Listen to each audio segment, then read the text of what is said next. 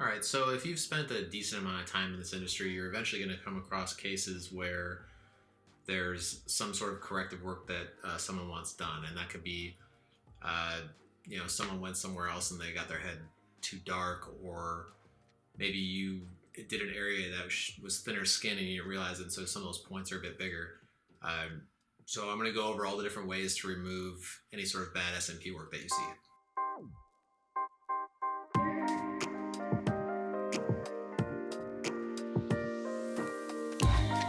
I've seen people attempt in videos to correct bad SMP by adding to it, maybe adding density around it instead of removing it. For example, if someone's working on a head and they get one area where they put too much density in one spot, the idea is basically you go around that density to blend it out, and you add a bunch more density in places that were already fine, basically making the entire job darker. And I don't think that's a good solution, mainly because of the obvious reason that maybe the client doesn't want it that dark. Now, as I've said many times before, the SMP industry, scalp micropigmentation industry, basically borrows from a lot of other industries that have been around a lot longer, such as the tattoo industry, the permanent makeup industry, and the cosmetic tattooing industry. So there's removal methods already developed for these industries, and that's what we're going to take a look at today. And I'm going to have some of the products I'm going to be describing, I'll have links for them in the descriptions as needed. The first one I want to cover is one of the laserless options, which means just not using a tattoo laser removal machine. And this one is, there's two types where you can do this. It's called dry tattooing, basically, or it's similar to dry tattooing, where essentially you're either using a high salt saline solution similar to Dermamatch spot remover, or you're using a very weak acid type solution like a TCA solution. And I'll have product links on those things. But basically you're just dipping into this solution as if it's ink, and you're hitting the, with a needle, you're poking at the skin to basically damage the skin, but also get some of that saline or acid solution in there. And then when that scabs and heals and falls off, the newer skin underneath is a lot lighter, so it has the effect of basically replacing the skin in individual points. The good in this is that you can actually hit these precise points and not a huge area. The bad being that you're going to have scabs on your head, or you shouldn't be doing this for a large amount of areas. It should be very small, tiny little scabs, but you will have that for about a week until they fall off, so that's the downside of it. The second one is laserless as well. It's basically an abrasive cream. There's one called Wrecking Balm, and there's a bunch of others where they basically slowly break down the skin over time, and allow the skin to replace itself and heal itself through just extreme exfoliating, very abrasive. But again, it's a very slow process, so you're not dealing with any sort of scabbing or redness or anything like that. And, so it's another solution, but it takes a lot more time. It can cover large areas and stuff, but it takes a lot more time. And I don't think you can get too precise with it because you're rubbing it into the skin and you can't target one individual point unless you're applying it with like a needle, I guess. But, so in summary, the good on that is that it can cover a large amount of areas if that's what you want. The bad being it just takes a really long time, sometimes months in some cases. Third is actual laser tattoo removal, which most people know about this, but I want to clarify one thing first. I'm not talking about these little flashlight looking things that are advertised whenever you search for something like this. I've purchased one of these and tried it, and it really doesn't work. It just burns the skin, makes little black points. It gets really dark, and if you have a problem with too much darkness, this is only going to make it worse.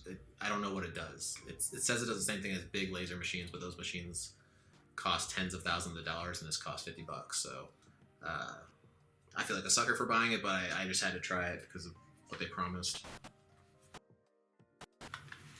So anyway, back to the big tattoo laser removal machines that you would typically see in a medical office being done with a nurse or nurse practitioner or a doctor themselves. These can actually remove scalp micropigmentation really fast as long as the scalp micropigmentation was done right. If it gets way too deep into the skin, then it's basically more like a tattoo.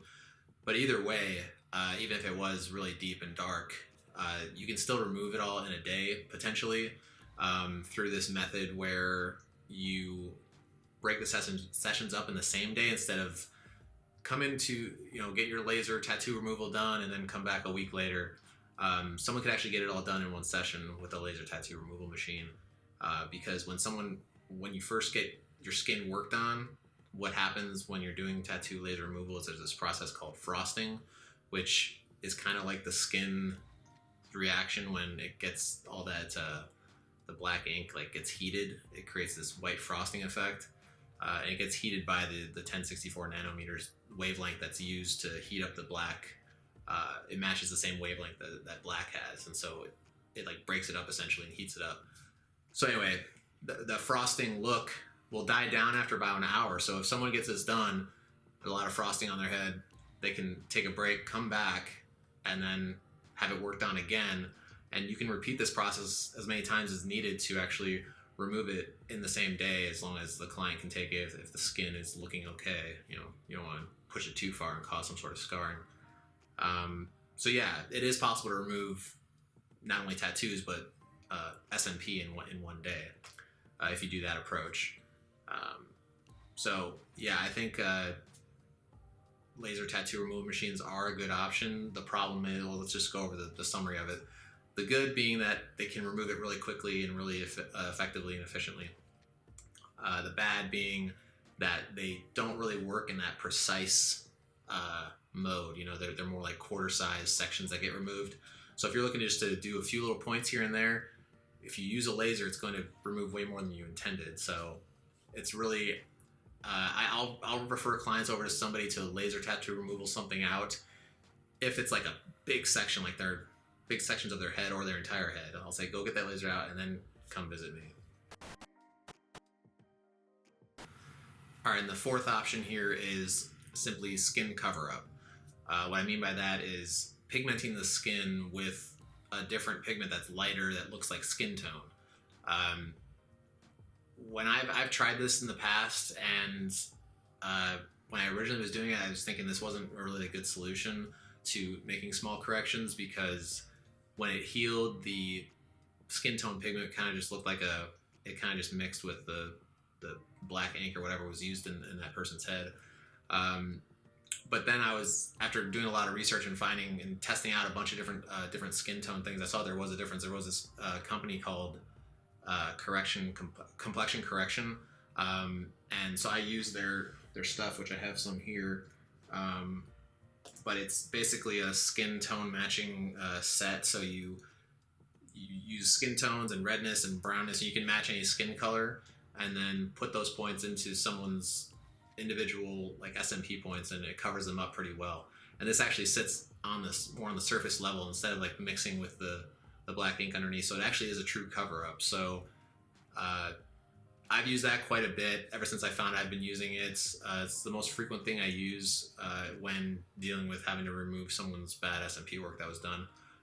To give you an example of how quick and instant this stuff is, I took some videos of me actually working on real clients.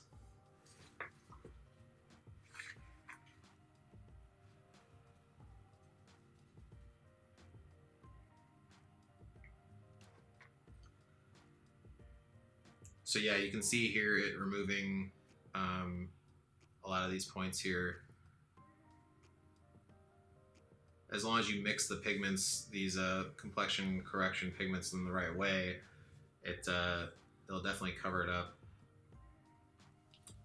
And this stuff was originally supposed to be used for covering up spider veins or dark age spots and things like that. But using it for this really works pretty well.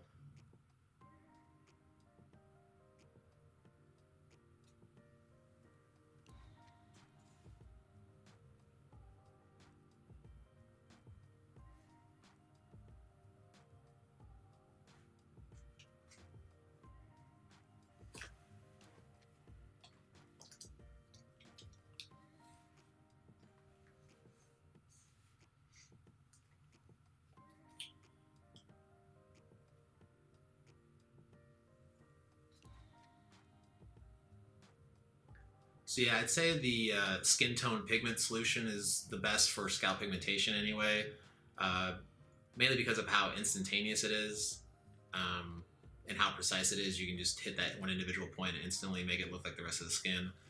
Um, and I do recommend this complexion correction mixing stuff, or any other company that where they give you a guide to show you how to mix for different skin colors. And this originally complexion correction thing came with a guide. I just don't know where it is now, but it came with a guide that showed you how to actually mix for different skin colors. I don't use it anymore because I've been using it for over a year now. I know how to match someone's skin color now with this stuff. But yeah, I think it works really well, and it's what I recommend for small areas. I think for big areas, laser tattoo removal's best.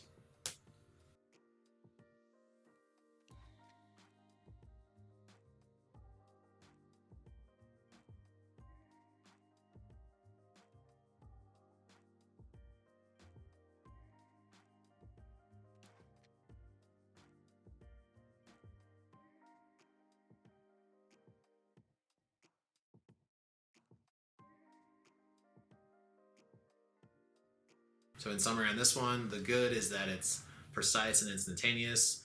The bad, if there is one, is just that it's not truly removing the SMP, it's just covering it up.